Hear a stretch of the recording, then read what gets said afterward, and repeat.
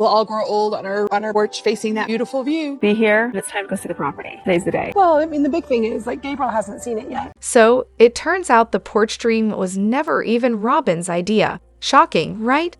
Season 14 drops the bombshell. Janelle is the one who first mentioned it. That's right, Janelle, meaning Robyn conveniently borrowed yet another idea and made it her own. Honestly, this says everything. Even her dreams are just watered-down copies of someone else's. The discount version, the knockoff, the Wish.com edition, if you will. Let's be real, Robyn has never had an original thought in her life.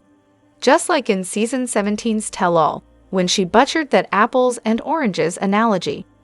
And with 4 whole episodes of one-on-one content coming, who knows? Maybe Robyn will take this as another personal attack. Maybe she'll lash out at Janelle for daring to leave, for abandoning the grand vision of the porch gathering she supposedly built, but actually stole. Just another betrayal, another knife in the kidneys of poor, suffering Robyn and Kody. After all, if she's already taken control of the finances, monopolized all of Kody's time, and claimed center stage in this entire mess, why wouldn't she help herself to a dream or two? We've got so much to dive into today, so let's not waste any time. Let's jump straight into it. Hey everyone, what's up? It's Elena here, and welcome back to my channel Reality Nexus X. Meri's final comment absolutely took me out, easily the best line of the season.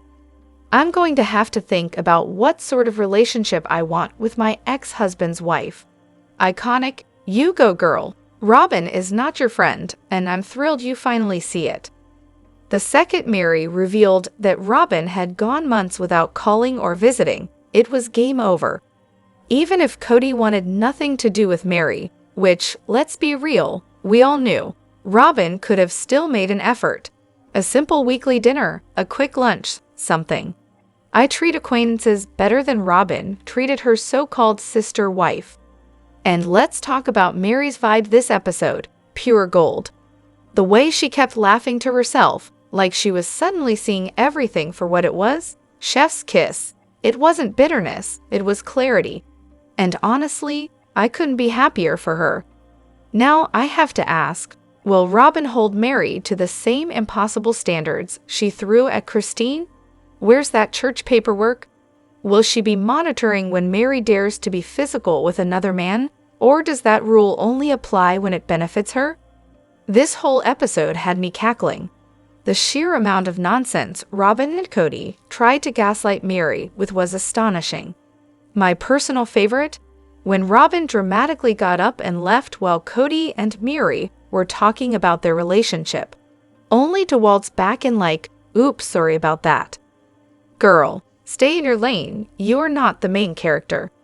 And then there's the moment of brutal honesty, when Meri finally admitted that, in Kody's eyes, her worth was tied to how many children she could provide. That she was less than because she couldn't have more kids. How absolutely disgusting. No wonder she fell for a damn catfish. Meri, you have been used. You have been financially abused. And your ex-husband literally admitted as much. Robyn is not your friend. Robyn is your abuser. Why Robyn and Kody won't last.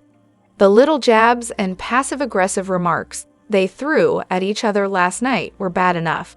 But the preview where Robyn sighs that she's tired of Kody talking that way really seals the deal. This isn't new. It's just been brewing under the surface, carefully hidden until now. When they first got together, Kody probably thought he was landing a young, hot trophy wife, and Robyn likely saw him as a charming, older man with experience, or at least a decent amount of hair back then. No doubt, their chemistry was strong for a while, but anyone who's been in a relationship based purely on attraction knows that the magic eventually fades. That kind of spark, it's thrilling, until it's not. Until it gets boring, until you realize you actually can't stand each other. For years, they had the perfect distraction. 3 other wives to blame for everything. Every fight, every issue, every moment of dissatisfaction. There was always someone else to scapegoat. But now, it's just them. No more sister wives to deflect onto. And surprise, surprise, they don't even like each other. There's a reason we barely see anything of their daily life together on camera. It's miserable, and they don't want people to see the truth. Think about it. Have you ever seen a cozy, fun, candid scene with just the two of them? Nope, because their great love story is nothing more than smoke and mirrors, and the cracks are becoming impossible to hide. People love to act like they're some legendary, once-in-a-lifetime romance, but let's be real. Toxic people don't build solid, lasting relationships. They build castles made of sand, and when the tide rolls in, or when TLC stops cutting checks, it all falls apart. And speaking of money, when the show ends and the easy income dries up, what's left? Kody and Robyn don't have what it takes to make it work in the real world. Robyn shutting Kody down mid-conversation was a giant red flag. She suddenly had no confusion when it came to dividing Coyote Pass, making it clear she wants her share separate, because what if I leave him? Oh, but don't worry, she was totally joking. Sure, January, she needed to discuss that privately, because heaven forbid Kody slip up and reveal too much on camera. And let's not forget the awkward moment when Meri finally told Kody she was ending the marriage. Robyn fully expected him to keep up the act, but he was ready to let the entire charade collapse. She wasn't having it. She's holding on until she figures out what TLC's future plans are. The money still matters after all. Meanwhile, most of the older kids, minus Mykelti, have made it clear they don't want a relationship with their dad if it means dealing with Robyn. Will Kody really give up his kids and grandkids just to stick by her? Long term, probably not. And by the time he realizes it, it might be too late. At the end of the day, they were never soulmates. They were just two manipulative people who latched onto each other. Robyn has no hobbies beyond shopping, cries constantly, and clings to Kody like he's her only lifeline. Eventually, he's going to miss the different personalities of his former wives and get tired of playing therapist to Robyn's endless emotional breakdowns. Her behavior during Meri's conversation proved it all. She made it all about herself, talking over everyone, leading Kody, and showing zero empathy. No tact, no grace, just pure self-interest. Honestly, this relationship is on borrowed time, and when it crumbles, it won't be pretty. The real reason Kody is fuming over Christine's departure, while barely batting an eye at the other two. Money. Christine got away with the biggest financial asset, her house. And the best part? Kody had already taken his name off the property, thinking he was in control. She saw the opportunity, cashed out, and ran. Now he's stuck seething, not because she left, but because she outplayed him. He thought he was the mastermind, but really he was just a failed cult leader who got outmaneuvered. And you just know Robyn won't let him forget it. She's probably bringing up that lost money at every opportunity, twisting the knife just a little deeper. But here's the kicker. Christine even offered her share of Coyote Pass. Wouldn't that be just as good? Unless CP is actually worthless? Shocking. At the end of the day, this isn't just about money. Kody's ego is in shambles. He never believed any of them would actually leave him, especially not Christine, the nasty, nacho-eating wife he so openly dismissed. In his mind, if someone was leaving, it would be his decision, on his terms. But Christine flipped the script and sent him into a tailspin. Then there's Robyn's little joke about needing assets in case she ever divorces Kody. That moment was so revealing. Kody looked downright shook, probably realizing that if she ever walks, she'll leave with way more than Christine, Janelle, and Meri combined. And here's where it gets interesting. Robyn might just be the one to deliver Kody's karma. She's clever enough to convince him that a fake divorce is the best way to protect their assets from Meri and Janelle. And once everything is safely in her name, well, what's stopping her from making it a real divorce? Not that she even needs a fake one. A real split would still obliterate Kody. She'd take half of everything, mansion, Coyote Pass, all those hidden assets in art, cars, and jewelry. And let's not forget, Kody would be on the hook for child support for the next decade.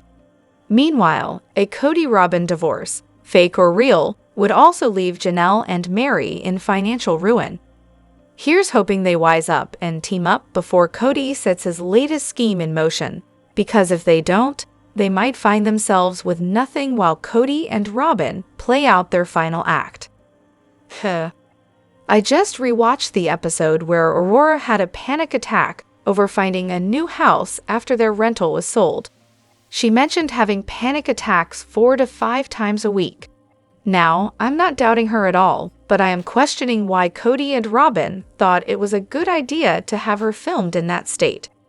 Filming someone mid-panic attack feels like a massive invasion of privacy. And of course, cue Kody swooping in like some kind of hero, carrying Aurora up the stairs to her room. Was she actually unable to walk, or was this just another moment for Kody to play the knight in shining armor? Genuinely asking, I've only had one minor panic attack, so I don't know. Beyond that, listening to Aurora speak in a monotone, it seems like anxiety isn't her only struggle. She may also be dealing with depression. The last thing she needs is to have her worst moments broadcast to millions of viewers. But Kody and Robyn? They don't care. They let it air anyway. Honestly, I wouldn't put it past them to have intentionally triggered this just so Kody could look like a loving, devoted father on camera. Gross. I've had a few panic attacks when my anxiety overpowered my meds, and let me tell you, I absolutely would not want a camera crew filming me during one. Kody and Robyn could have easily asked for that footage to be cut. But nope, they wanted it in. They needed it in, because of course, it plays into their never-ending narrative. I also wouldn't be surprised if they showcased this panic attack to justify why they had to buy a house instead of renting. Manipulative doesn't even begin to cover it. They love using their kids as pawns. Aurora was likely having that many panic attacks because of their constant talk about being homeless, making it sound like the apocalypse was imminent if they didn't find the perfect place. I relate to this more than I'd like to admit. When I was growing up, my own panic attacks were always triggered by my parents arguing about money or moving. Now, imagine growing up with Robyn, who dramatizes everything, likely filling Aurora's head with financial doom and gloom. Add in Kody's neglect and their refusal to get the kids proper medical or psychological care unless it's an emergency, and it's no wonder Aurora was spiraling. And let's not forget the other factors at play. This girl's life has been chaos from the start. Parents' divorce? Check. Thrown into a massive blended family? Check. Uprooted to Vegas because the police were after them? Check. Bio dad signs away parental rights? Check. Her mom gives a mortifying virginity speech on national television? Huge check.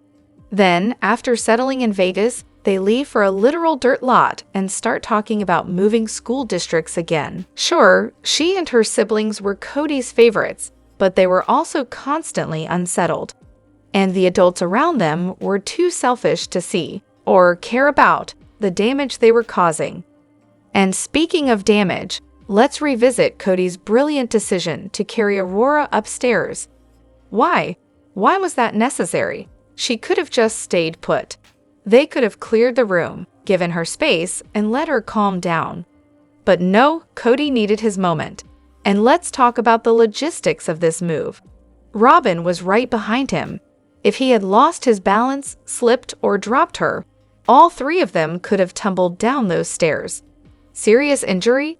Death? No big deal, apparently.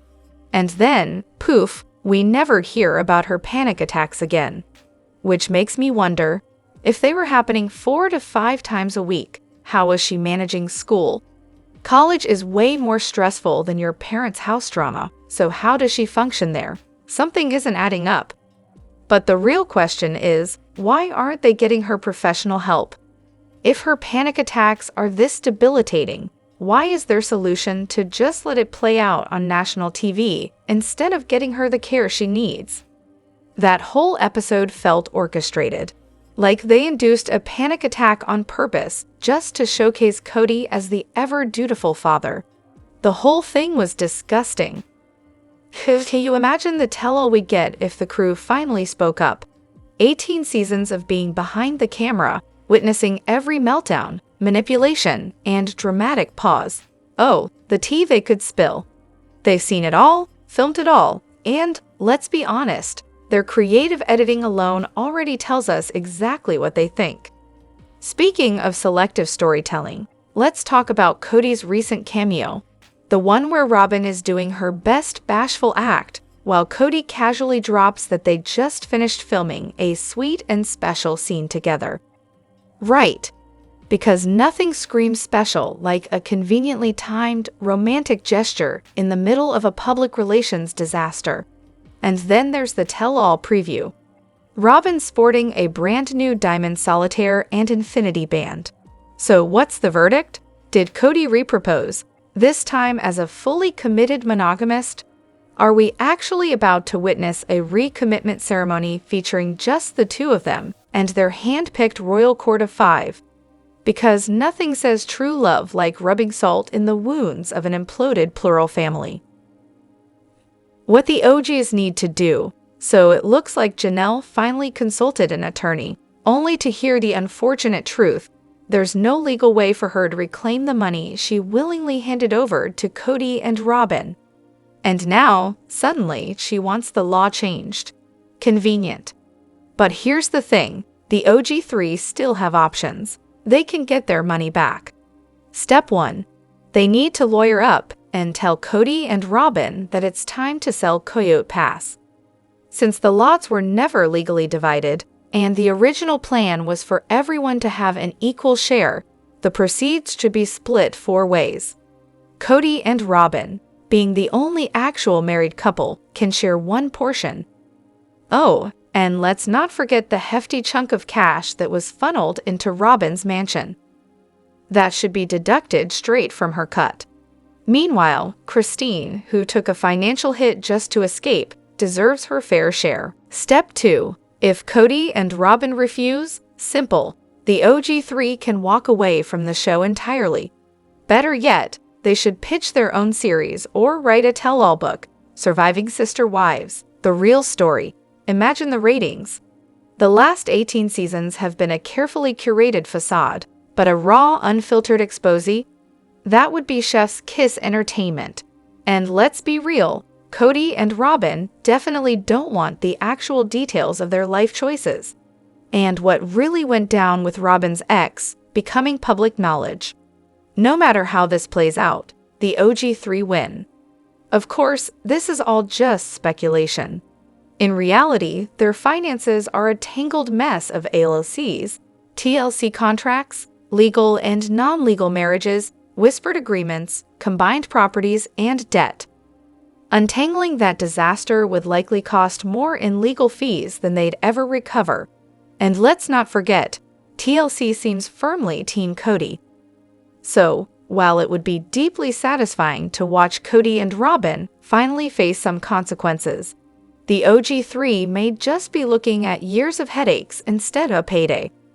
Let me know what you think in the comments. Don't forget to hit that like button and subscribe to my channel. I'll see you in the next video. Take care and much love to you all.